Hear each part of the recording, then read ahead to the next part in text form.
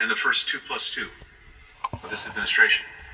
I just got back from another trip to the Indo-Pacific a couple of weeks ago, which by our count was my 20th trip to the region since the start of this administration.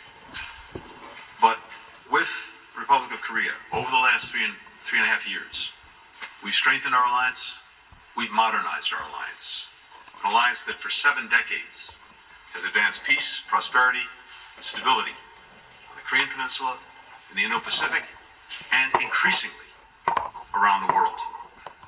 Today, we have an opportunity to build on that progress and to also lay the groundwork to ensure that we continue delivering shared security and shared opportunity for our people in the years to come. Now, one of the things that we emphasized today was a reaffirmation of the United States' ironclad commitment to the ROK security, and that includes through extended deterrence. That's especially important in light of the ongoing provocations coming from North Korea, including another ICBM launch just yesterday. We condemn it in the strongest terms. The latest launch of many and other provocative actions that it's taken. Flagrant violations all of multiple UN Security Council resolutions. All countries should be demanding that the DPRK cease these destabilizing actions. We are closely consulting with our partners and also with Japan. In fact, Foreign Minister Cho and I were on the phone early this morning with our Japanese counterpart, and we will be focusing, as always, on this in the days to come, including the actions we'll take in response. All of this reinforces why we have to remain focused on maintaining peace and stability in the Indo-Pacific and on the Korean Peninsula in particular, even as we work with European partners to respond to the DPRK's deepening security relationship with Russia. We now assess that there are some 10,000 North Korean soldiers in total in Russia. And the most recent information indicates that as many as 8,000 of those North Korean forces have been deployed to the Kursk region. We've not yet seen these troops deploy into combat against Ukrainian forces, but we would expect that to happen in the coming days. Russia has been training DPRK soldiers in artillery, UAVs, basic infantry operations, including trench clearing, indicating that they fully intend to use these forces in frontline operations. Should these troops engage in combat or combat support operations against Ukraine, they would become legitimate military targets. Now, one of the reasons that Russia is turning to these North Korean troops is that it's desperate. Putin has been throwing more and more Russians into a meat grinder of his own making in Ukraine. Now, he's turning to North Korean troops, and that is a clear sign of weakness. Russia's been suffering some 1,200 casualties a day in the east, more than at any other time during the war. And with the deployment of these North Korean troops to Russia and now to the front lines, this is the first time in 100 years that Russia's invited foreign troops into its country. Our two sides today discussed a range of options in response, and we're closely coordinating with allies and partners, particularly our European partners. I want to say that my first report about a week ago was that they had sent 1,500. Now they have raised the ante to 10,000. It's not a matter of if they put these people on the front lines against the Ukrainians, but when. And they know it. And they know it. This isn't some sort of a stalemate, a political stalemate. These people are going to war basically to end any type of sovereignty from the Ukrainian people.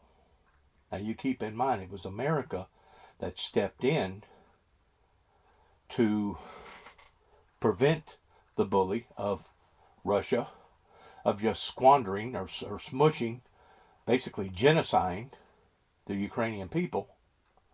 So, as the leader of Ukraine has recently said, and this was under the knowledge and the pretense of the 1,500, this is all leading to a third world war. Because once you start involving this many troops from this many countries, you're looking at a bloodbath. you're looking at basically an onslaught of nothing but pain and destruction. This is the reason why I spoke up a few years ago whenever this first started, whenever Biden was the president, that he needed to put his foot down in making sure that he cut it off at the chase towards stopping the Russians from doing this. Because we have diddle-daddled around with them, because we have basically sit back and allowed for this country to do this to their own countrymen. Now we are seeing it escalate, and even the Europeans from the get-go, from the front end, expressed that whenever Putin got through with Ukraine, that the next countries was going to be basically the same countries that they come out of, that they didn't finish off on in World War II. It has now reached a different level of concern. And that was the reason why that I broke in on the conversation here. We're continuing to serve security assistance to Ukraine, the United States, and we'll announce more in the coming. By the way, this is October the 31st, Halloween, year 2024. In the coming days. What we're also seeing underscores the indivisibility of security between the Indo-Pacific and Euro-Atlantic theaters, something that is clearer and clearer to all of our... Now, he didn't say visibility, he said indivisibility. ...partners in both Europe and the Indo-Pacific. It's reflected in South Korea's growing partnership with NATO, as well as its support for Ukraine, providing generators, humanitarian assistance, and we've discussed what more the Republic of Korea may do in the future. But in all of the conversations that I've been having with partners in both Europe and the Indo-Pacific, increasingly we see a focus on the indivisibility of the security. With regard to China, we discussed the need to responsibly manage our competition with the People's Republic of China. We agreed that China should do more to curb the DPRK's provocative actions and to stop support for Russia's defense industrial base, which is helping to perpetuate the conflict and the aggression by Russia in Ukraine. In the face of China's unlawful maritime claims in South China Seas, we remain committed to upholding freedom of navigation and freedom of overflight. We also underscore the importance of maintaining peace and stability across the Taiwan Strait. Even as we address these security challenges, we're also working together to expand our economic cooperation in ways that are having clear, direct, and powerful benefits for people in both of our countries. South Korea is now America's #1 source of foreign direct investment. And this is really worth reflecting on, because foreign direct investment may be the best measure of trust and confidence, because you don't make these investments unless you believe in the future of the country that you're making the investments in. So it's a powerful gauge of the confidence that South Korea has in the United States. And more broadly, we are the #1 recipient of foreign direct investment in the world. Again, a very powerful indicator of the way the world sees the United States. Thanks to the CHIPS and Science Act, thanks to the IRA, since 2021, Korea's companies have pledged to invest $140 billion in the United States, and that will help create some 100,000 jobs. And those jobs will be in the industries of the future. We're now Korea's second largest investor. Together, we're advancing a shared economic vision for the Indo-Pacific and actually for the world. These goals are bolstered by growing trilateral cooperation with Japan, building on the historic Camp David Summit that President Biden convened and hosted. And we look forward to another trilateral summit at the earliest opportunity. I mentioned at the start that Korea is increasingly a powerful and consequential leader around the world, a global pivotal state. It hosted the Summit for Democracy in March. We look forward to Korea hosting APEC next year. And together, we are working to uphold the rules-based international order, the UN right now in the Security Council, where Korea is a member. Our alliance is continuing to do what it does best, which is deliver real results for our people, real benefits for Americans and for Koreans, and we're grateful for the strong bipartisan support that we enjoy in Congress for the alliance. President Yoon has said that the United States and Korea are marching together toward the future. Today, it's another reflection of the work that we're doing together, the fact that we are joined together in building a better, more secure, more prosperous future for all of our people. Thank you. Lloyd. Mr. Chair. Oh, Mr. Cho, you're right. Thank you. Thank you, Julian.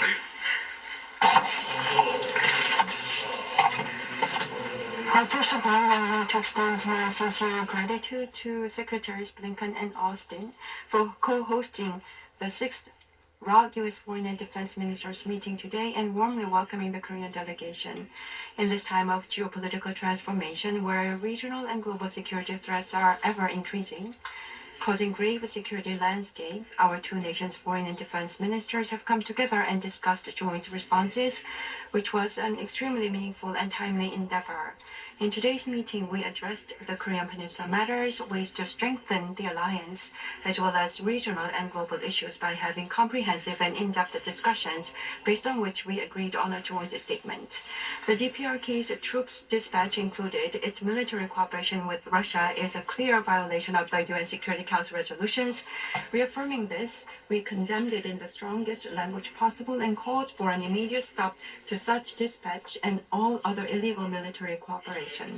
The DPRK's troop dispatch will further prolong Russia's illegal war of aggression against Ukraine and place not only the Korean Peninsula but also Europe's peace and security under a grave threat, a view that we shared. Going forward, based on close information sharing and coordination, as circumstances evolve, we agreed to take necessary measures accordingly. We reaffirmed the goal of complete denuclearization of the DPRK, its ongoing illegal missile provocations and nuclear NWMD development were strongly condemned. Especially the DPRK's launch of a long-range missile yesterday was a grave violation of the UN Security Council resolutions and a threat to the Korean Peninsula and the world. To address the DPRK's habitual violations of the UN Security Council resolutions and ensure strong and effective enforcement of North Korean sanctions, we are resolved to continue our partnership with the international community. To ensure its nuclear and missile development become not a strategic asset, but a liability to the DPRK, active diplomatic endeavors will be made to this end. And also, our two countries welcome the launch of a new mechanism to monitor the UNSC sanctions implementation against the DPRK, the Multilateral Sanctions Monitoring Team. We also had discussions on President Yoon Suk-yeol's August 15th Unification Doctrine and for his vision of realizing a free, peaceful, and prosperous Korean Peninsula that's reunified. The U.S. reiterated its support. Last April, President Yoon's state visit to the U.S. unveiled the historic Washington Declaration. Its follow-up measures have further strengthened extended deterrence cooperation, based on which we also agreed to steadfastly develop a nuclear-based alliance. The U.S. reaffirmed its unwavering extended deterrence commitment to the ROC. Any nuclear attacks on the ROC by the DPRK will be met with a swift, overwhelming, and decisive response. We made it clear. We confirmed that the ROC-U.S. Mutual Defense Treaty extends to space and cyberspace domains as well. Deterrence in these areas will be further bolstered, as we agreed. In addition, cooperation in defense, science, and technology, as well as defense industry, will be further reinforced to render the foundation of the alliance even stronger. To safeguard the rules-based international order in the Indo-Pacific, we agreed to continue working in close concert. We opposed any unilateral attempts to change the status quo in the region. Freedom of navigation and overflight is among the fundamental rights and obligations of the UNCLOS and international law. Establishing a maritime order where such is guaranteed is crucial, as we reaffirmed. We also reiterated our commitment to international solidarity and support for Ukraine. Now, in its 71st year, the ROC-US alliance, rooted in democracy, human rights, rule of law, and other core shared values, and unwaveringly trusted by our people, remains stronger than ever. Sharing this view, we agreed to further broaden and deepen the alliance by convening regular ROC-US Foreign and Defense Ministers meeting going forward. Such regularization of the 2+2 meeting would ensure that the ROC-US alliance, as one of the most successful alliances, engaged in more institutionalized and substantive cooperation. Thank you, Secretaries Blinken and Austin, once again. Minister Kim, Foreign Minister Cho, it's great to have you with us here in Washington. Today's meeting has once again demonstrated the importance of our ironclad alliance. Yesterday, Minister Kim and I discussed ways to strengthen and modernize our alliance's combined defense posture. And in today's 2+2, we talked about evolving our alliance into a comprehensive global partnership. So let me touch on 3 key points. First, we agreed today to further enhance our interoperability and strengthen our extended deterrence. Our countries are deepening our nuclear and strategic planning efforts through the Nuclear Consultative Group, and we're increasing the regular deployments of U.S. strategic assets on the Korean Peninsula. We also affirm that attacks in space or cyberspace that clearly challenge the security of the alliance could lead us to invoke Article 3 of the Mutual Defense Treaty. So to improve our awareness of threats in the space and cyber domains, we're enhancing our interoperability and information sharing. Second, we're expanding the cooperation between our defense industrial bases. That includes the U.S. Navy's certification of ROK shipyards to maintain, repair, and overhaul U.S. Navy ships. And that will help keep our alliance resilient. And it will help ensure that we have the capabilities to deter potential foes and, if necessary, prevail in conflict. Third, and finally, we're continuing to advance our defense ties with our regional allies and partners, especially the historic growth of trilateral security cooperation among Japan, the ROK, and the United States. Our robust partnerships, especially with Japan and the ROK, let us share information, assess threats, and craft thoughtful responses, just like last night when the DPRK conducted its latest irresponsible missile test. And across the Indo-Pacific, we're working to strengthen maritime security and to bolster interoperability through multilateral exercises. And we're helping to build up the capacity of our partner countries to tackle shared security challenges. We also recognize the profound links between Indo-Pacific security and Euro-Atlantic security. As you know, we now assess that North Korea has sent around 10,000 of its soldiers to train in eastern Russia. And as Secretary of State pointed out earlier, our most recent information indicates that about 8,000 of those DPRK soldiers are now in the Kursk Oblast. Now, we've not yet seen these soldiers deploy into combat against Ukraine's forces, but we expect that these North Korean soldiers will join the fight against Ukraine in the coming days. Our assessment is that Putin's forces have trained these North Korean soldiers in artillery operations, UAV operations, and basic infantry operations, including trench clearing. The Kremlin has also provided these DPRK troops with Russian uniforms and equipment.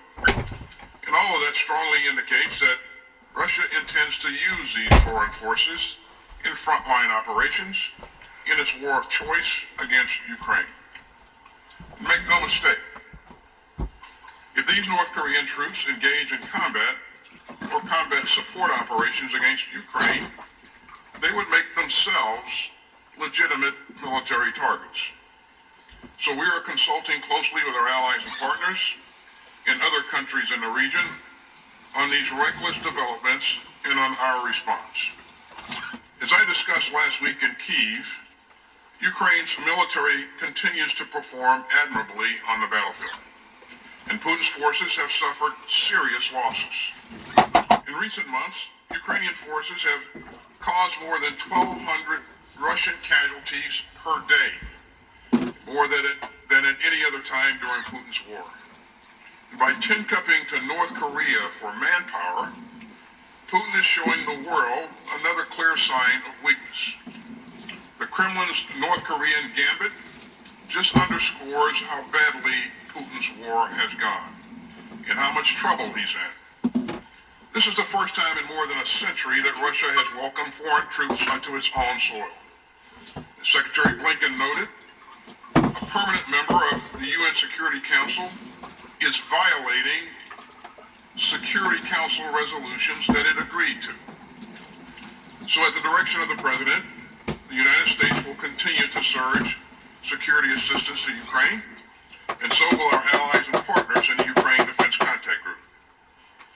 That includes artillery and air defense, armored vehicles, munitions, and other crucial capabilities. The United States will announce additional security assistance for Ukraine in the coming days. And in our meetings yesterday and today, we discussed with our ROK allies how we're going to work together with our allies and partners to respond to this dangerous and destabilizing escalation. We're also closely tracking other bullying by the DPRK, Russia, and the People's Republic of China. And that's why the United States and the ROK are working so closely with our partners to stand up to coercive, destabilizing actions in both the Indo-Pacific and the Euro-Atlantic. Our work together is central to ensuring peace and stability and to enhancing deterrence. Foreign Minister Cho and Minister Kim, thanks for your leadership and your commitment to this proud alliance. Minister Kim, over to you.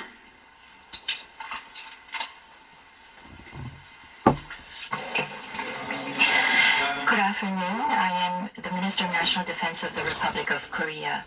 First, I'd like to thank Secretary of State Blinken and Secretary of Defense Austin for hosting the raucous Foreign and Defense Ministerial and for your warm reception of the Korean delegation.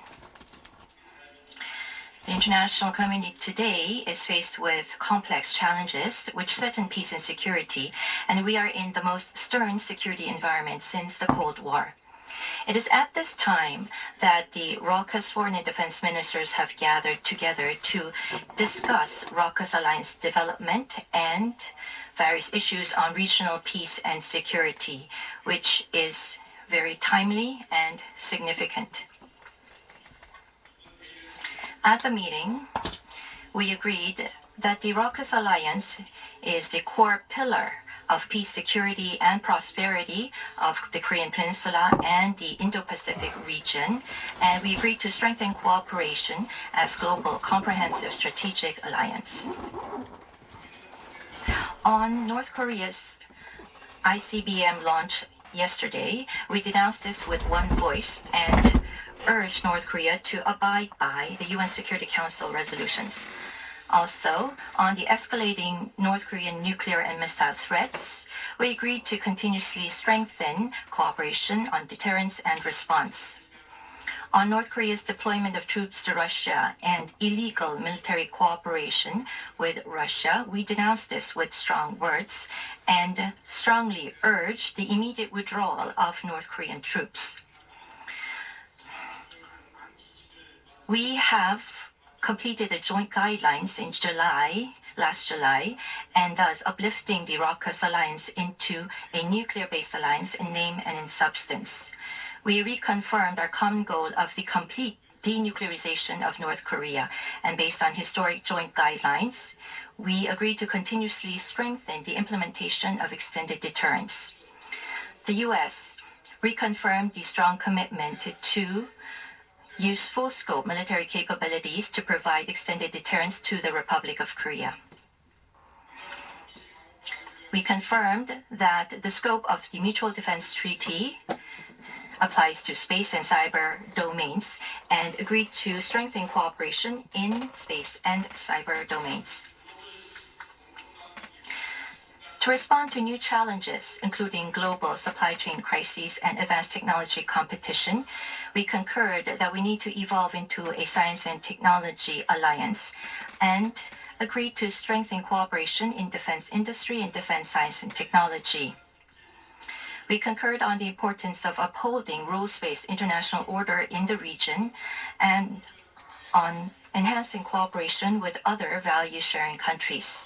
In particular, we agreed to strengthen ROC US-Japan security cooperation, and based on our Indo-Pacific strategies, we agreed to expand cooperation with the ASEAN and Pacific Island nations. And in new areas of cooperation, such as AUKUS Pillar 2, we have agreed to create synergy. The meeting today, we assessed, is a cornerstone for developing the ROCUS alliance into a global, comprehensive strategic alliance. And we will closely cooperate for peace, security, and prosperity on the Korean Peninsula and in the region. 같이 갑시다. We go together. Thank you.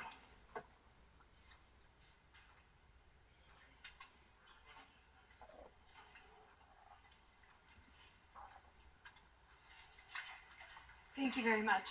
Now, my first question is for the four of you. You discussed the need for Beijing to do more to rein in North Korea's aggression, but so far, China has been largely silent on North Korea's deployment of troops to help Russia's war effort. What do you make of this silence? What do you want to see? What specific steps would you like to see happen next? And is now the time for South Korea to supply offensive arms to Ukraine? And then over to the Middle East, if I may, Secretary Austin, Secretary Blinken, do you see a Lebanon ceasefire deal coming together? Is that on the horizon? And then in Gaza, the U.S. has been pushing Israel for answers on that devastating strike in Bet Lahia for days now, to no avail.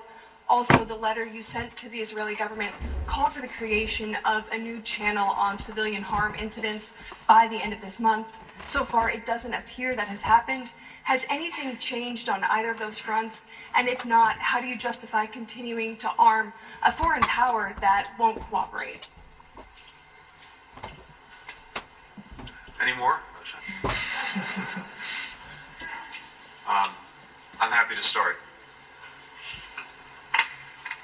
As we said, I think each of us, and as we say collectively, we believe that the entire world should be insisting and demanding that the DPRK cease its provocative actions, both in terms of the repeated missile launches in violation of UN Security Council resolutions, and now also providing its troops for Russia's use in this war of aggression against Ukraine.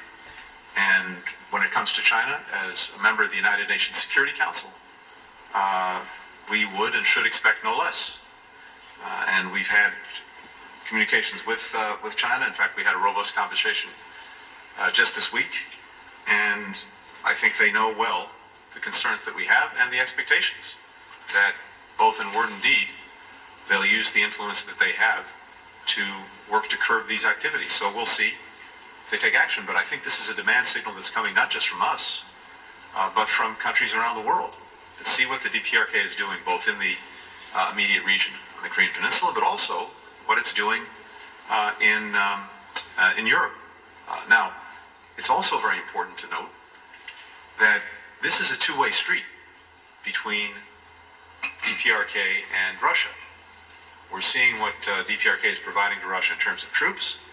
We're very focused on and concerned about what Russia might be doing in order to enhance the DPRK's capacities, its military capacity. That too should be of real concern to China because it's profoundly destabilizing in the region. On Lebanon, let me just say that we are working very hard and making progress on reaching understandings of what would be required for the effective implementation of UN Security Council Resolution 1701.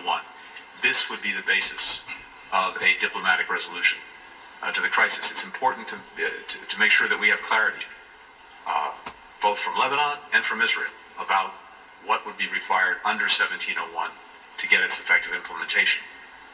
The withdrawal of Hezbollah forces from the border, the deployment of the Lebanese armed forces, the authorities under which they'd be acting, an appropriate enforcement mechanism. And I can tell you that based on my recent trip to the region, the work that's ongoing right now, we have made good progress on those understandings. We still have more work to do, but that's what's necessary to get us to a diplomatic resolution, including through a ceasefire. And with regard to Gaza, I can tell you a couple of things. First, both of us and our teams are tracking very carefully Israel's responsibilities to meet the letter of the law as we sent it jointly to our Israeli counterparts with regard to the provision of humanitarian assistance.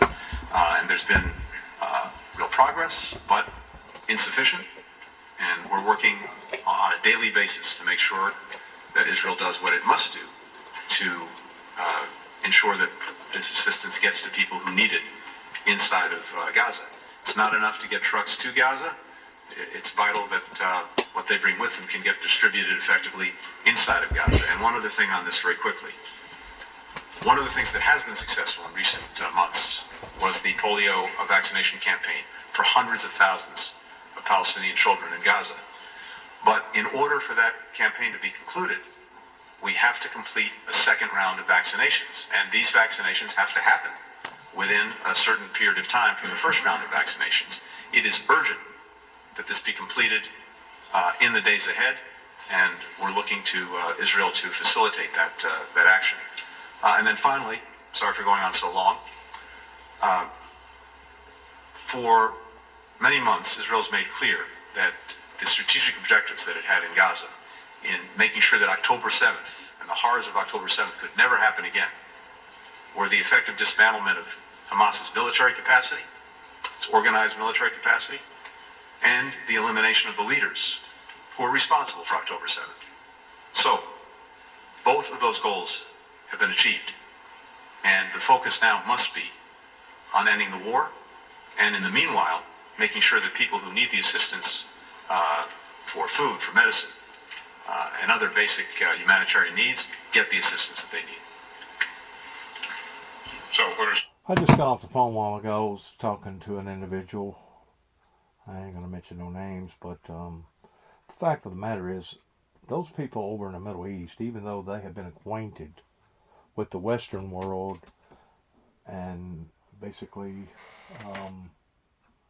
our way of life over here for quite some times, they're still barbaric in nature because not all, but a great deal has basically been brainwashed in believing the things that they believe about Allah. And the fact of the matter is, the majority of the people in all them different little countries, especially Saudi Arabia, that if you come over there preaching in the name of the Lord Jesus Christ, odds are you're going to be persecuted severely, and some may even be put to death. They are warmongers. They have been trained to be warmongers, and to them, by walking away or giving something away is a disgrace. And they do not look at their achievements the way that the most American people over here do, especially the younger class generation. I want to say that, first of all, the younger generation really needs to pay very close attention to everything that's going on right now, because it will be them that will be called upon towards going to the front lines in case either or incident gets totally out of hand, regardless whether it's the incident in Ukraine or the incident over in the Middle East. From all indication, it looks to me like that it is already out of hand. I'm not a professional. I'm not a Winston Churchill. I'm not a war analyst. But from all indication, from what I can tell, it is already escalating and out of hand, and it's just a matter of time before, even as Savinsky has said, that this is all leading to a third world war.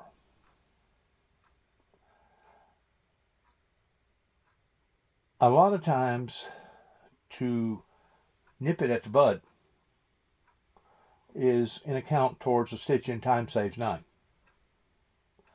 And even though it may have caused a great deal of destruction on the front end, if America would have pursued this more accurately whenever the first initiation took place with the Ukrainians, I truly believe that it would have stopped what's fixing to lead into even millions of deaths from what it looks like it's going to explode off into. In which, by doing that, the driving forces in today is only going to escalate in things getting worse. The products that you buy today in exchange towards what we bought before pre-COVID will only be in a dream world compared to if this goes on the way that they're talking about it going on and escalating into something really big. You will see prices on stuff that you never would have believed that there would have been prices on. So I say that to say this: you need to be very, very conservative with every watt of electricity that you use, that you don't have to use. Turn your electricity off. Every ounce of water that you don't have to use towards wasting it, you need to hang on to it and don't waste it. If an item can be refurbished or fixed, or take a little glue or whatever and clean it up and make it look a little better and give it a little more life expectancy, that's what I would suggest, especially for the poor and the working class to do. Because if this does go in the direction that it looks like it's going into, you ain't seen escalating prices. You ain't seen gouging on the level that it could actually explode off into. And of course, over in your banana republic countries, over in your third world countries, it already has. It already has. In other words, there is so much great, great suffering that goes beyond most people's comprehension of what's happening, not just over in the Middle East, not just over in Gaza and Libya and all those other areas over there, but not just over in the Ukraine area pertaining to the families, but I'm talking about all over. There has been a disturbance, a global disturbance in what President Putin has caused. Not their people, but their government has caused. And it's been a global disturbance in what Hamas has caused. And we're now starting to see and feel those effects, even over in the Pacific. They're claiming that there's more activity going on right now pertaining to piracy and disloyalty between agreements, that they're seeing more activity right now over in the Pacific, basically since World War II. And that's saying something. It is routinely that we get fired upon, we get shot at. Like I said, piracy has become a noted thing. And if you go back and start paying attention to some of my first work, whenever I first started making social media videos or links, you will see where I tried to explain that to the public pertaining to supply chain shortages and also pertaining to piracy. You'll see where I tried to put out warnings in regard to that, just like before COVID ever hit. Whenever I first come back to Tennessee in 2014, long about 2015 or 2016, something had showed me about biological warfare to the degree that I started wearing a mask in various towns, that a lot of people thought that I was trying to provoke the law. I wasn't trying to provoke the law. I know over in Dyersburg, some of them got mad at me. Some of their law enforcement agencies got mad at me and actually pulled me over and gave me a ticket for not having a third mirror. Well, what good is it going to do to have a third mirror if you got a camper on the back of your truck? As long as you got a passenger and a driver's side mirror, that by law, by Tennessee law, that's adequate. But because I was wearing that mask, it did provoke various authorities over in the Dyer County area that basically pulled me over and was going to chastise me. They couldn't find nothing else to chastise me over because I was wearing a mask. But what they didn't realize, that whenever I talk to people, I'm not just going to come right out and tell you verbatim what I'm talking about. You have to listen to what I'm saying. You have to pay close attention to a lot of times the wording that I use or my actions that I use, because I'm not just going to come right out and tell you verbatim in what I want to tell you.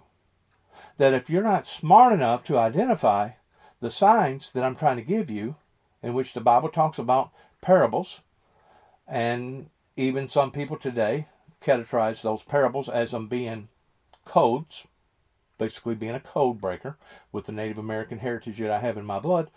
If you can't identify these things, you're never going to be able to understand who I am and what my primary motives are towards trying to help society and not hurt them.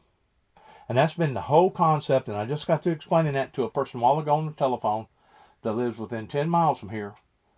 that basically there has been an imagery of an assassination, a character assassination attempt on my life towards everybody and their brother, trying to put me in the imagery of me being a monster here on Halloween night, putting me in the imagery of me being a monster, and the whole time, instead of me being the monster, it was them being a monster, because they never wanted to recognize, first of all, the seriousness of this message, including my son.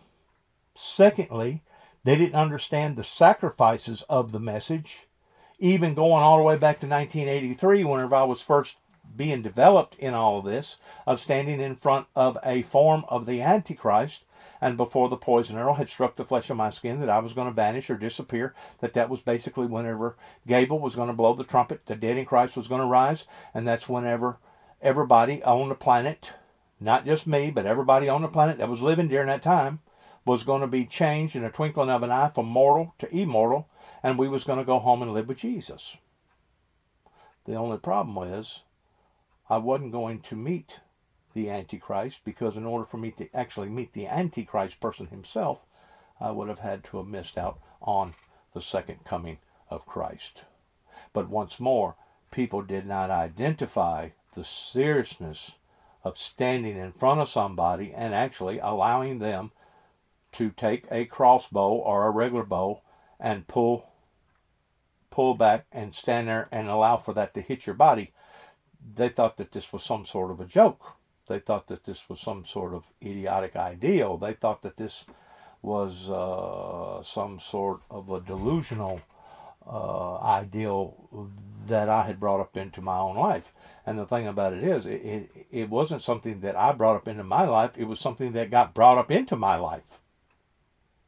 And that's where the Christian society did not recognize the seriousness of this. But as I was growing, as I was evolving, I realized that no, God had not called me to actually meet the Antichrist, but what he did call me into was actually walking up to an individual that I've already done met more than once over in Martin, Tennessee, that I'd heard about as a young lad, and telling this individual that the time has come for him to surrender and for him to put his material as well as his immaterial weapons down, for there was given unto him, not a her, not a it, but there was given unto him a great sword, indicating that now the Luciferian Lucifer has created a physical body, a human being, the same as what the Lord Jesus Christ was whenever the Holy Spirit descended into Virgin Mary, and Virgin Mary had a child by the name of Jesus.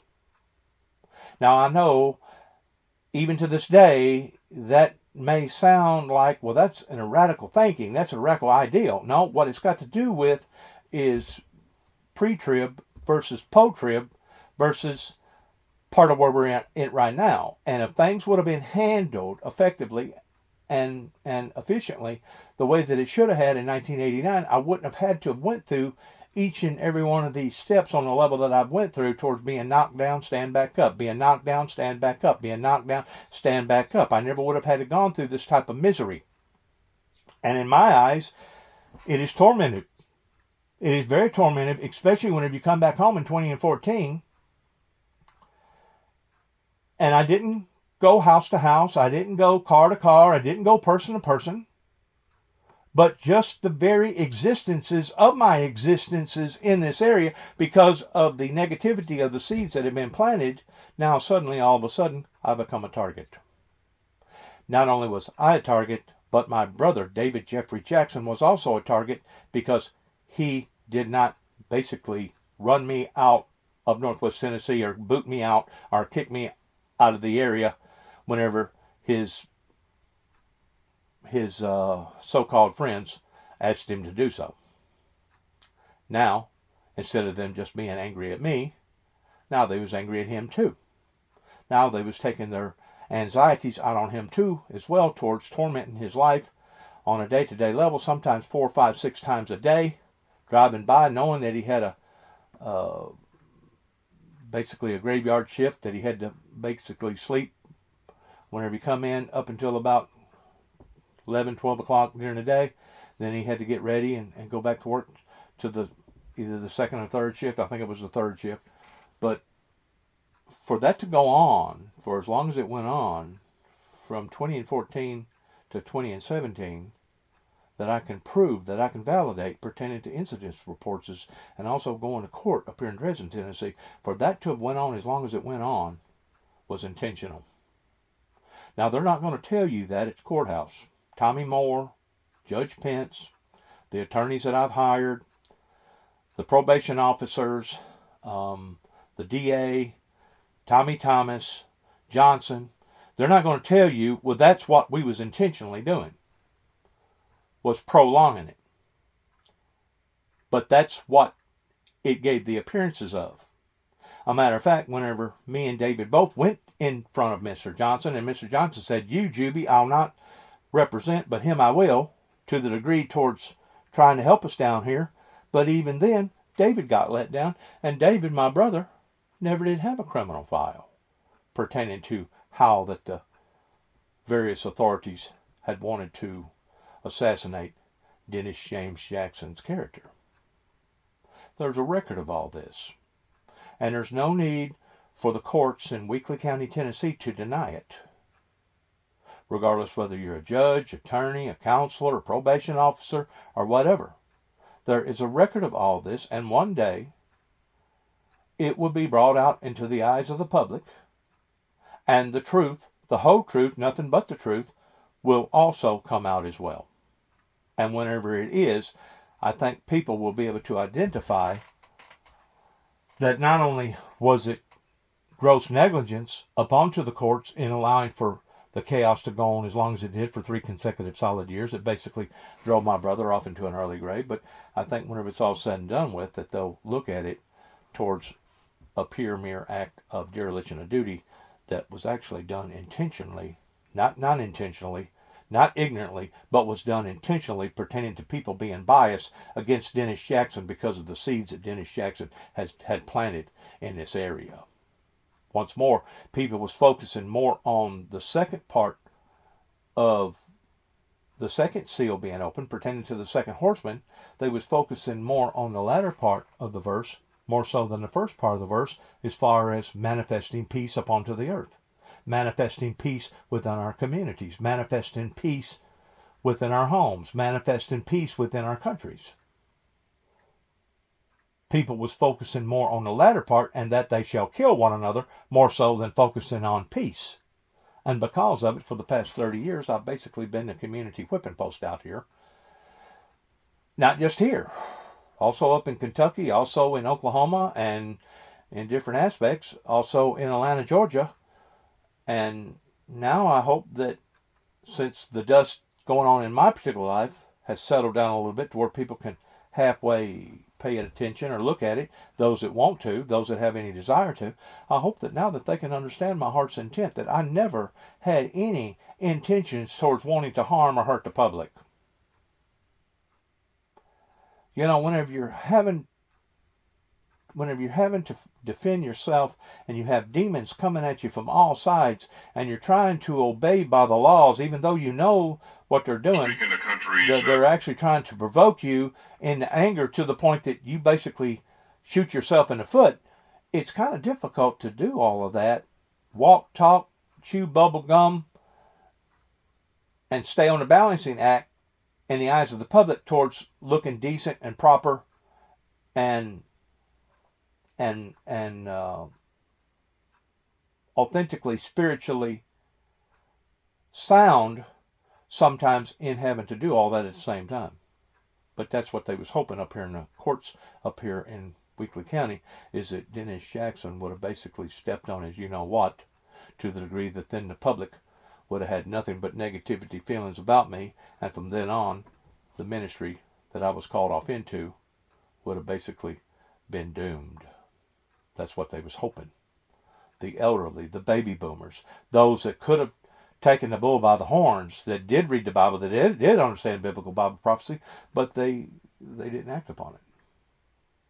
Once more, they was paying more closer attention to the latter part of the Red Horseman than they was the first part. They have made some progress recently. We want to see them do much more, and we'll continue to emphasize that as we engage in the future.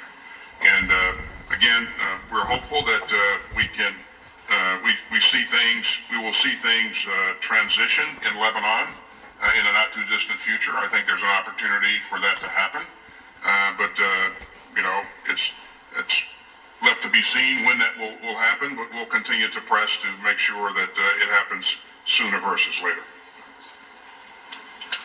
네, 지금 중국의 전쟁 상황과 중국의 입장에 대해서 Regarding the China stance on the recent developments and what kind of measures that we will be asking for towards China, concerning the military cooperation between Russia and the DPRK and the troop dispatch to Russia, China has been reticent about making its position known, but I believe that it is finding it very uncomfortable, the whole situation. Starting from last spring, because we know that there are things that China can do, we have been engaging in high-level talks and communication with China so that we can make relevant preparations. So we'll continue to do so going forward, and we will be having many contacts and interactions with the PRC and utilizing those occasions. So we will relay our concerns and thoughts to the PRC. And going forward regarding our plan to provide weapons to Ukraine, there was a question, as was mentioned by the President Yoon. Depending on the developments in military cooperation between the DPRK and Russia, relevant measures, corresponding measures will be taken accordingly. We need to see the level of involvement of the DPRK forces in Russia, and we also need to watch what kind of quid pro quo the DPRK will be receiving from Russia. So we'll have to watch that before making a decision as to the weapon support that we will be providing to Ukraine. So we're not in a position to share the specifics. So the three earlier ministers have already mentioned much, but I'd like to just add one point. On the silence of the PRC, China still continues to be silent. I think the more clear assessment is that it is watching it and waiting. And if the situation worsens, at one point, China, either as a mediator or any other role, may be intervening. So when the situation worsens, Keep in mind, before China had their problem over there with the North Korea launched an with the COVID, it was the Catholic monastery over there that basically got burnt down to the ground that everybody's seen on TV. These was all moves that was happening, and as we was watching China basically scramble and basically build buildings that should have taken months, that they was doing only in a week or two, knowing that something entirely wrong had went on over there, it was China that released, or they was sabotaged by North Korea by releasing chemical biological diseases into the area that not just affected their area, but also affected the whole world. So they have been tremendously rattled. And I still say the reason why that they was tremendously rattled, if you go back and look at the history of what was going on right before COVID hit, there was all kinds of skirmishes that was happening over in China. People was rising up against their government. And they was using water cannons, they was using rubber bullets, some of them was being killed right out in the streets. I mean, it was down and dirty. And because it was such of a force that was going up against that force, that's whenever basically the evil force, sure enough, stood its ugly head up pertaining to COVID. That even to this day, countries as well as America is still trying to recuperate from, because this has been a devastating effect. And as I was talking to my friend a while ago on the telephone, of all times for OPEC, for Shell, Exxon, Valve, all the other big oil tycoons, of all times for them to try to underhand the American people by jacking up the crude oil prices. They've done it right either in COVID or right on the ladder into COVID. That made things that much more worse. That has basically rattled economies all over the world, including ours.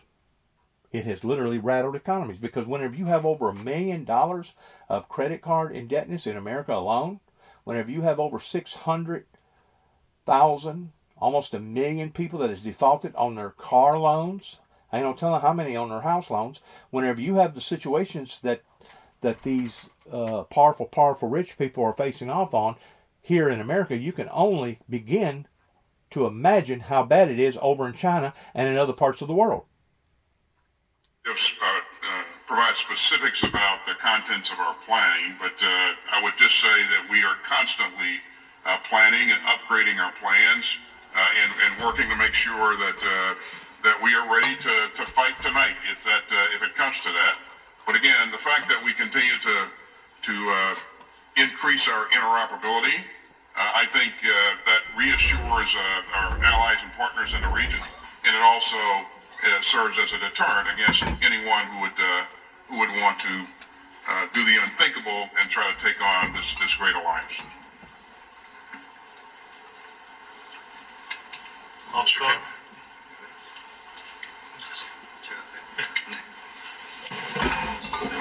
Firstly, on the first question on North Korea's ICBM launch, was there a technical support from Russia? That has not been confirmed at the moment. And what we predict is that there is no evidence that Russian technology support was provided. Secondly, so combined exercises based on North Korean and nuclear capabilities. In all of the operational plans, it is based on strategy, and based on the strategic plan, the implementation happens. And so that is how we proceed with our exercises. And it will be implemented as soon as possible. So I think that is as far as I can say.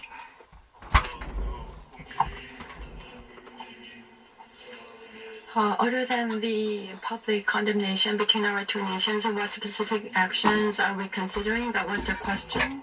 At this point, strategic communication towards the international community, especially tailoring our messages to different groups of members of the international community, and a coordination of independent sanctions are on our minds, and we will consider the full breadth of possible scenarios for making considerations as to the options to take. Regarding the specific measures and actions to be taken, we'll have to see the specifics of military cooperation between the DPRK and Russia. Once that's confirmed, we will take actions accordingly. I can only reinforce what the Foreign Minister said. We'll, of course, consult closely with allies and partners. We see North Korean troops enter into combat. As both Lloyd and I have said, that makes them legitimate military targets.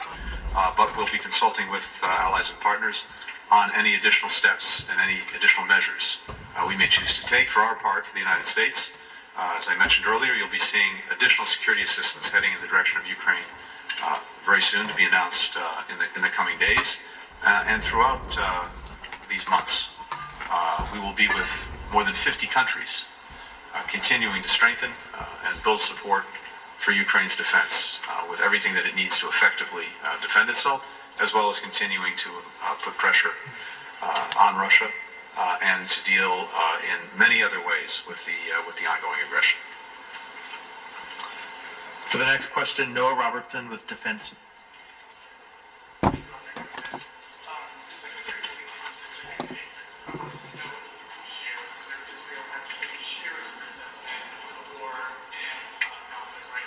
The microphone is not.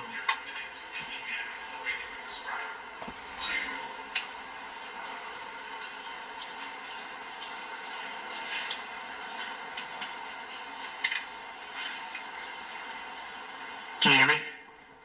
Did you hear the question, or should I repeat it? No, I got it. Thanks. Perfect, thank you.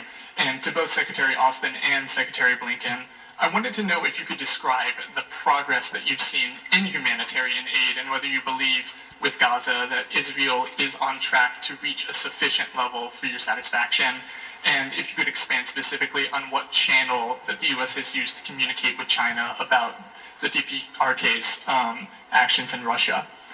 To Secretary Austin specifically, I wanted to know, now that we have seen these 8,000 DPRK troops deployed toward Kursk, whether you think it's possible for Ukraine to hold on to its territory there, or whether it will have to try to consolidate its defenses given the losses in the east.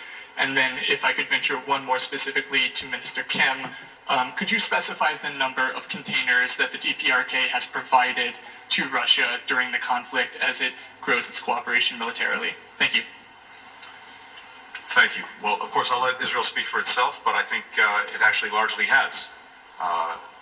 As I said, it's made clear repeatedly and publicly that the critical objectives that it had for making sure that October 7th could never happen again were the elimination of Hamas's organized military capacity, as well as bringing to justice those who were responsible for perpetrating October 7th, and notably Mr. Sinwar. Well, the latter is demonstrably done, and the Israelis themselves have said, and said publicly, that they have dismantled Hamas's military capacity. So on that basis, and these are their stated objectives, those objectives having been achieved at great cost in the lives of innocent children, women, collateral damage, men, carnal, Palestinians, carnage, caught in this crossfire of Hamas's initiation and making. Well, this would be the time to move to end the war.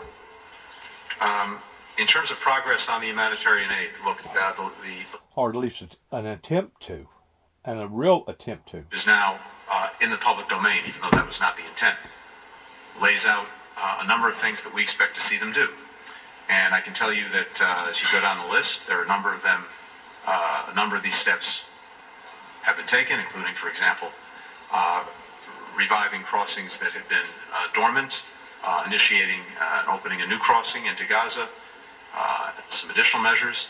Some are in train, others we've not yet seen. And so we're tracking this between us, between our teams, with the Israelis and those who are working on the humanitarian response every single day. I know, as the Secretary said, he'll be speaking to Defense Minister Gallant, I believe, later today, and I'm sure that will come up. So we're very focused on making sure that the steps that we outlined in the letter are actually taken and implemented and sustained. Because what we've seen in the past is this. We've seen Israel take important steps, for example, this spring, also in response to what the United States said was necessary to improve the humanitarian situation for people in Gaza. And we saw real progress, and then we saw it diminish and then tail off, which is one of the reasons we felt it was so imperative to write to our counterparts and to see action taken on this. In terms of our engagement with China, I mentioned earlier that we had a robust engagement just this week, and what I can tell you is that happens between senior officials in our government, including the State Department, and the Chinese government. Regarding progress with respect to the delivery of humanitarian assistance, I agree with what Tony has said. We are seeing progress, and we'll continue to watch this on a daily basis, and I'll continue to engage my counterpart and encourage him to pick up the pace. More crossings being opened, more humanitarian assistance going in. We just got to make sure that they increase it even more. The other question you had for me was that based upon the 10,000 troops from the DPRK that have entered the battle space, is it possible for Ukraine to hold on to Kursk? The answer is yes. And if you take a look at what I said earlier in terms of the numbers of casualties that Russia is suffering on a daily basis, some 1,250 or so casualties per day. You do the math on a given month. Those are pretty big numbers. And so the number 10,000 kind of pales in comparison to those kinds of casualties. So this 10,000 won't come close to replacing the numbers that the Russians have lost.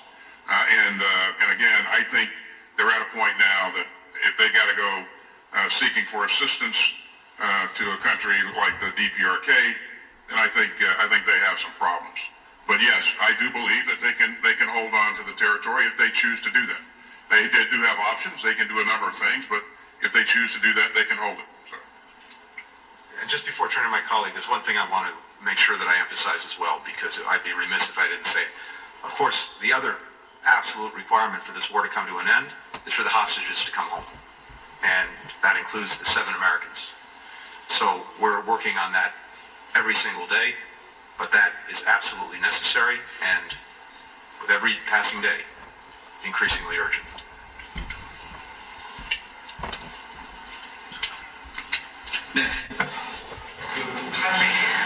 On North Korea's munition support to Russia, it will be in the hundreds of thousands. So it's not 1 million or 2 million, but it's close to tens of millions of munitions. And missiles will be about 1,000. Over 1,000 missiles have been provided. And for the final question, Min Suk Lee with Chosun Ilbo. Thank you. My first question is to Secretary Austin. Has there been any new U.S. intelligence or assessment of what Russia might offer North Korea in exchange for deploying over 10,000 troops, whether in the form of military aid, advanced weapons technology, or economic support? And to Secretary Blinken, as DPRK's nuclear and missile programs have become increasingly advanced, U.S. officials have been mentioning the interim steps to engage with North Korea, which raised some speculations about whether the U.S. is poised to employ a policy shift. There was no phrase denuclearization in the joint statement released yesterday after the SCM. So is the U.S. moving the focus of its diplomacy from the pursuit of complete denuclearization of the North Korea to one of deterrence? Thanks.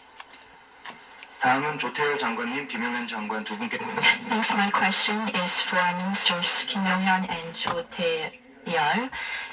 Minister Kim, yesterday you talked about enhancement of ICBM, and there's a possibility that North Korea will be asking for advanced technology from Russia. And so do you have any signs that this is actually happening? And if this concern is visualized, comes to fruition, what will the Korean government do as a response? And what are the preventive measures that we can take? What the DPRK may be getting in return for its provision of 10,000 troops, that's unknown at this point, but as you look at things, you would guess that technology would be at the top of the list, and that's, again, one of those things that could be and will be destabilizing depending on what kind of technology we're talking about. Financial assistance, and you can go down the list. All right, and certainly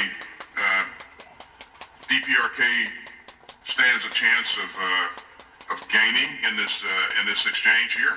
This is something we're going to have to continue to watch very, very closely. It will potentially embolden them to do more of the kinds of things that we've seen them do here recently, especially the kinds of things that we saw yesterday with the launch of an ICBM. And our policy remains what it has been and will remain, which is the complete denuclearization of the Korean Peninsula. 네. On Russian technology transfer to North Korea, as of yet, nothing has been confirmed. It has not been confirmed as a fact, but we are just making predictions about the possibility. However, if there will be a transfer of Russian technology to North Korea, we can overcome that through the advanced technology that the alliance has. To deter such situation, I believe our efforts in that regard is most important. In collaboration with the international community, we are engaged in strategic communication and coordinating independent sanctions. These activities have exactly that situation, deterrence of that situation in mind as the top priority. And once that's done, as to what kind of actions to be taken, I will have to repeat the principle that I've already told you about. Thank you. Thank you all.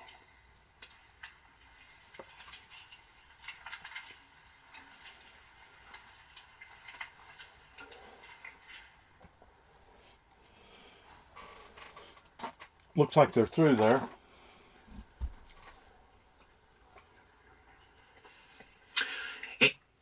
Yeah, it looks like they're through there, which was a good meeting today, October the 31st, year 2024. I lost 35 pounds.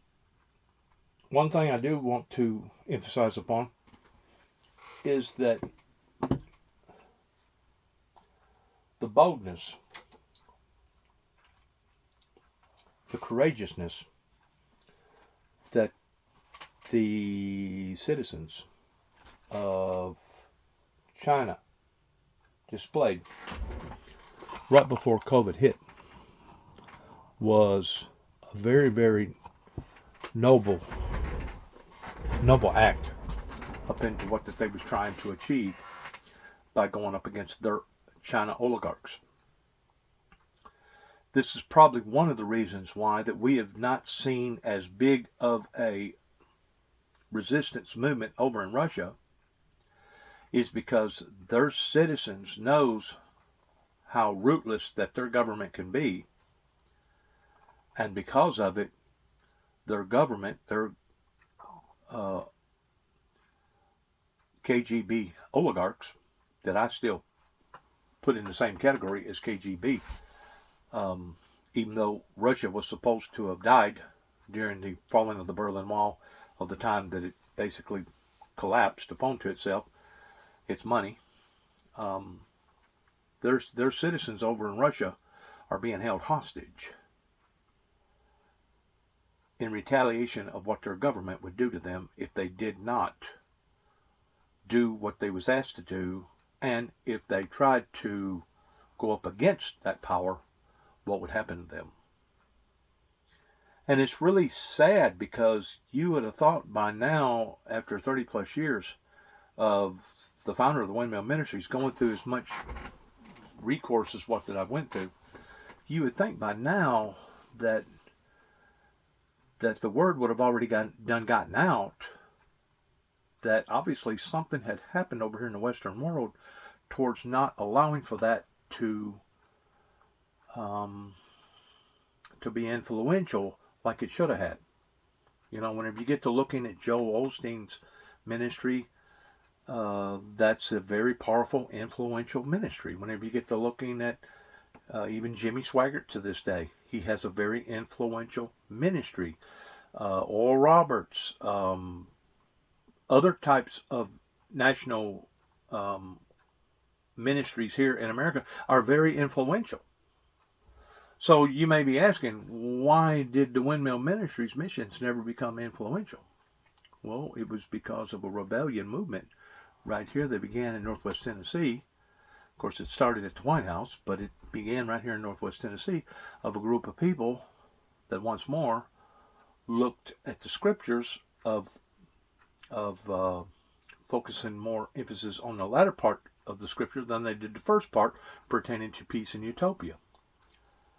I didn't have no idea that whenever I come back here in 2014 of how in depth that these demons was going to go, as far as how far would they stoop in trying to dismantle or finish off the founder of the Windmill Ministries missions. But now, since I've lived through all that, even though I lost a brother pertaining to collateral damage, I now know how far that they're willing to go towards trying to destroy not necessarily Dennis Jackson, but the things that Dennis Jackson had been representing now for 30 plus years. And yes, it does involve end time biblical Bible prophecies. It does involve the opening of the seals. It does involve the 4 horsemen. It does involve the 2 witnesses. It does involve other biblical matters that should have already been taken care of. But I do want to say this on the end part of what I'm talking about, is that it was only Donald Trump that moved upon a pawn towards making sure that the embassy was moved in the area that it was moved into over in the Middle East, over in Israel, pertaining to biblical Bible prophecy.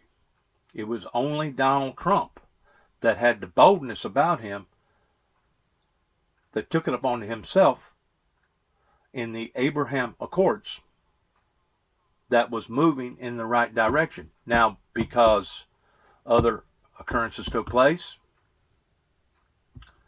it has basically delayed.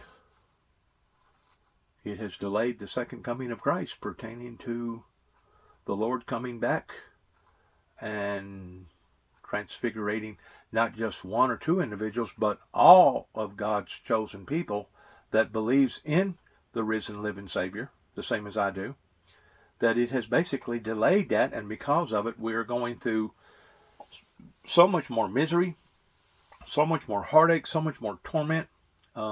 Technology has advanced. Our roads and our bridges has gotten older.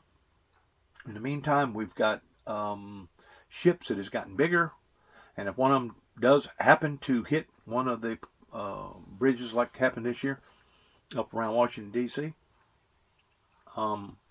we see the devastation of this. We see the devastation of these delays that has occurred. Now that the waters are warming up from inside out, now that the planet is warming up, not only are we seeing catastrophic events that the sun is now issuing down into the planet Earth because the ozone layer has basically been totally destroyed, but now we're seeing the oceans warming up from the inside, from the bottom up, that are now causing the forces of nature to react the way that it is. And of course, whenever the upper atmosphere is as hot as it is, steam rises to the top. Of course, if you'll take a bowl of water or a pan of water and put it on a stove or ice stove, if you turn it up halfway, you'll see where the steam is just barely going up, drifting up. But if you turn it up all the way, the hotter you turn it, the quicker that the steam goes up, because it's become even hotter. Well, that's what's happening above our heads pertaining to our atmosphere, that now because it's so hot, it goes up higher, and because it goes up higher, it also holds more moisture, and then whenever it does release it, all of a sudden it flops, and whenever it does, it turns it into a deluge. Or whenever the storms does occur, not only are they more frequent, but they're worse today than what they ever was, pertaining to category F4 and F5, maybe even F6 tornadoes. I know where they have hurricanes over on the other side of the equator, that some of those winds has been measured at almost 300 miles an hour or better. So that's intense. We have disturbed the ecosystem, not only above our heads, but the ecosystem below our feet. What has done this? Lucifer. The Luciferian Lucifer has done this. The great Satan, evil, has done this. And of course, it was predicted for it to do this as far as deceiving the world, because you cannot deceive the world the second time until you have deceived it the first time regarding where we're at today. Because if you read the Bible, it says after the 1,000-year millennium, whenever the Luciferian Lucifer, the false prophet, etc., was imprisoned into a spiritual prison, that at that time will be the third resurrection, when all will be resurrected unto the Father, and everybody given accountability of what that they have done in their lives, including myself. That at that point in time, it says that Lucifer will be released to deceive again into Gog and Magog. you can't do it again the second time unless you've done it successfully the first time. That's where we're at today.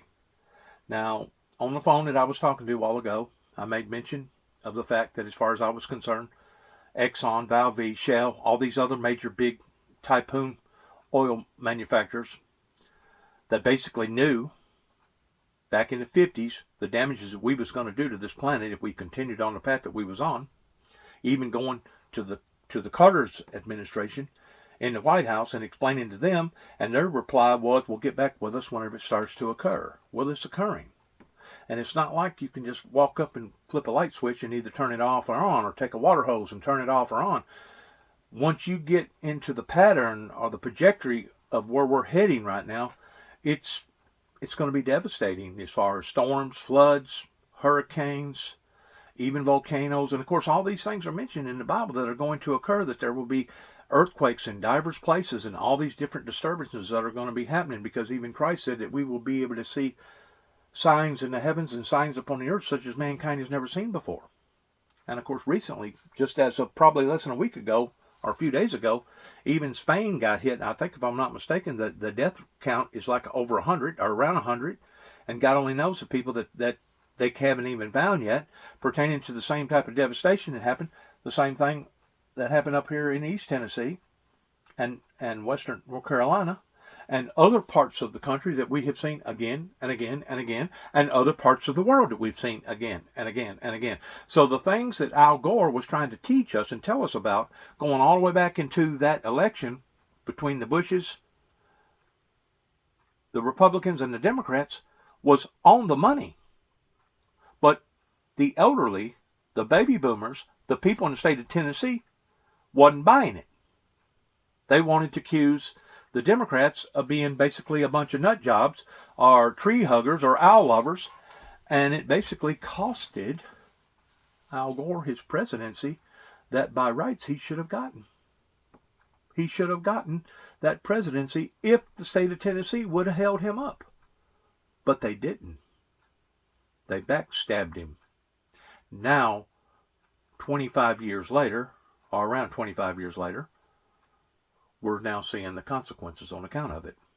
Not only are we seeing the consequences on account of that, but we're also seeing the consequences of what didn't happen that should have happened in 1988, whenever 9 tapes went to the White House during Ronald Reagan's administration, that Ronald Reagan succeeded in convincing the superpowers that the world wasn't going to be ending by a nuclear war, but it was going to end the way that biblical Bible prophecy intended for it to end.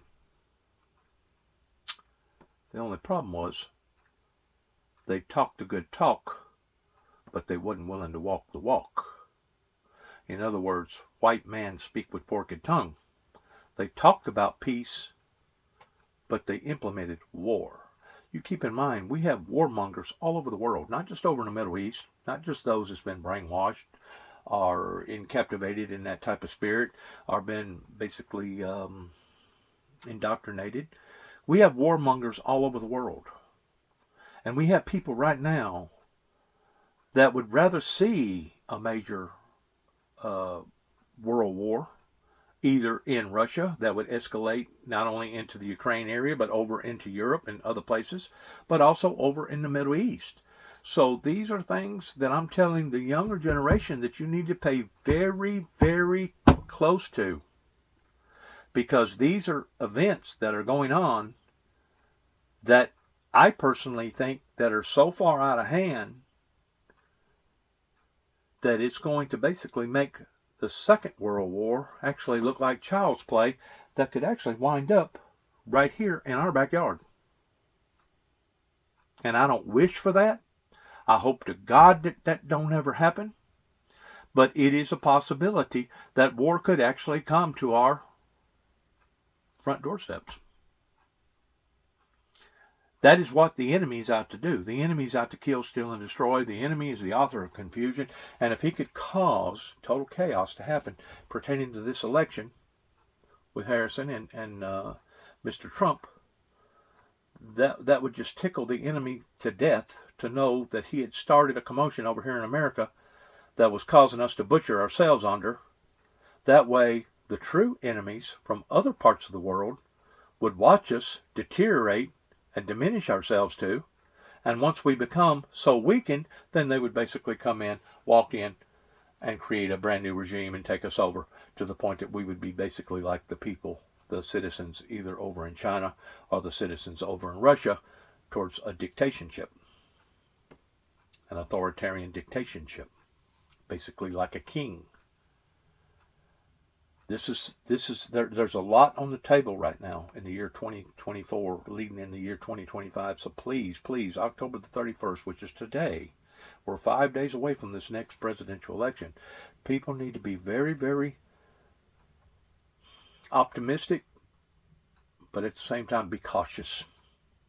Be cautious of who you vote for, be cautious of what you stand for, and be cautious of where we are now versus where we could be 6 months from now or even a year from now. Because even Israel, Jerusalem, they never would have thought that they was going to wound up in such of a conflict. They probably already assessed and know that it was a possibility, living around all the heathenistic countries, knowing how that they was hated, knowing that there's been people like Iran that has basically said that they wanted to bring destruction, and not only that group of people over there, but wanting to bring destruction onto us. We have true enemies that want to destroy us. And whenever Donald Trump talks about the enemy from within, he's not kidding. He's not joking. We have allowed for the media to come over here and basically become, whatever you want to call it, freelancers in speaking their minds and basically saying what they say in the way that they say it. And a lot of them has been contrary to our beliefs. A lot of them has been contrary to our culture. That was one of the reasons why that Union City, Tennessee, long after World War II, decided that they didn't want the same thing that Martin, Tennessee wanted, which Martin, Tennessee, over here in Weakley County, wanted a college. Well, the same opportunity was given to Obion County, but they turned it down. Why did they turn it down? Why would have they turned down something that was going to be profitable? I'm going to tell you why. I can only tell you what I believe. I can't tell you for sure. But I believe that it was certain people over in Obion County that seen through the foreign exchange student program that now is dispersed not only in America but all throughout the whole world towards basically a mix of bringing everything and everybody together. And you hear America talk about, well, China has stole this, China has stole that, and this country's done this, and this country's done that. China hadn't stole nothing. We gave it to them. And the reason why we gave it to them is because we allowed for all these exchange students to come over here and in all these other countries that was observing us, that was basically surveying us. They was kind of like spies in a way, and everything that they saw and heard, everything that they had become in contact with, they got on the telephone and they let their people know what was going on. Our inventions, our ways, our courts, our medical records, the whole 9 yards. It was all being duplicated. Why? Because we allowed ourselves. We become vulnerable to that. And because of that, it created a breach. And that's what Union City, Tennessee did not want to see happen. They did not want to create a breach, but the breach happened anyway. And now we're where we're at now today. And of course, what added insult to misery was the fact that the founder of the Windmill Ministries fought to wanting to become the same as Joe Osteen or any other ministry in the United States pretending to be influential. And the people didn't want Dennis James Jackson, the founder of the Windmill Ministries, to become influential, which has led us down this endless road of all these different things that has occurred in our lives, from Ruby Ridge to the Twin Towers being attacked the first time, to what happened in Waco, what happened in Oklahoma, what happened pertaining to 9/11, what happened pertaining to going to war in other countries, and then Desert Storm, Desert Shield, and then the Afghanistan war. And that leads us where we are now, that recently we've gotten over COVID, or trying to get over COVID, but because the oil done what they done, just added insult to misery in all of our lives, pertaining to basically upsetting the apple cart, pertaining to worldwide economies all over the planet. So is this serious? Oh yeah, it's very serious, especially whenever you're talking about the survival of a nation, a survival of a people. It's very serious. And even right now, some of these smaller countries that can realize that global warming is real are now looking for some sort of compensation coming back from these superpowers, because they didn't create all this. They know that the superpowers did, and because of it, they're the ones that are going to have to suffer too on account of it. It's a mix. It's a mess. And if there's ever been a time that we as individuals needed to pray for our great nation and to pray for our leadership in our great nation, it is of today. We need to pray for our troops. We need to pray for our endeavors. We need to pray that we'll make the right decisions with the right people. And 5 days from now, we're going to find out what that decision is. We're going to find out exactly where the American people stand. And I just pray to God that they will make the right decision, because it is that serious. The stakes are very high in this particular election. None other like than it has ever been. And I realize that there was stakes high during this era. There were stakes high during this presidency, going all the way back to Lincoln. There was stakes high during Kennedy, the Cuban crisis. There was stakes high during other presidential administrations, but not like it is today. You know why? Because now everybody is now intricately connected because of the internet, that has suddenly taken the world that was this big and shrunk it to this big, to where now we know what they're doing, they know what we're doing. Information gets transferred instantaneously, to where it used to take days, weeks, or even months. Now, just within seconds or minutes, it gets transferred over.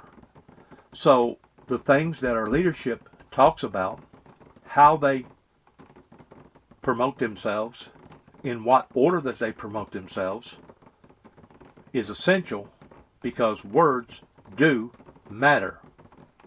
Regarding attacking this country, or making a joke about this country, Puerto Rico, towards it being this or that, those things are totally unorthodox whenever it comes to the presidency of the seat that they're fixing to be in power of. It is so serious today that just one misunderstanding could actually cause a calamity. A major calamity. Just at the flip of a finger towards somebody in cyberspace going bah, could cause a calamity. Things have become so crucial in being so sensitive today that I can't even begin to elaborate in how serious that it really is. So whenever you seen me years and years ago being the flim-flam man and passing out this and passing out that and going over here and going over there, I wasn't doing that for me. I wasn't doing that for me. I wasn't even doing that for the Windmill Ministries. I was doing that in the name of the Windmill Ministries for God, for the kingdom of God. But obviously the elders and the baby boomers and those that know the Bible didn't want to accept the truth pertaining to biblical Bible prophecy that now is starting to unveil itself in a proper form. And it's only because of the internet that I can reach out there now and touch people with my message and tell them this, and this, and this is what happened to me. And this was the motives in behind it, that I can prove either on paper or CD or through medical records or through court records, that I can prove now to validate my testimony. Good luck to all of us as I've said before, and I'll say again, may God bless America, may God bless our troops, and may God bless our endeavors towards where we go from this moment on. Because heaven, please God Almighty, help us all.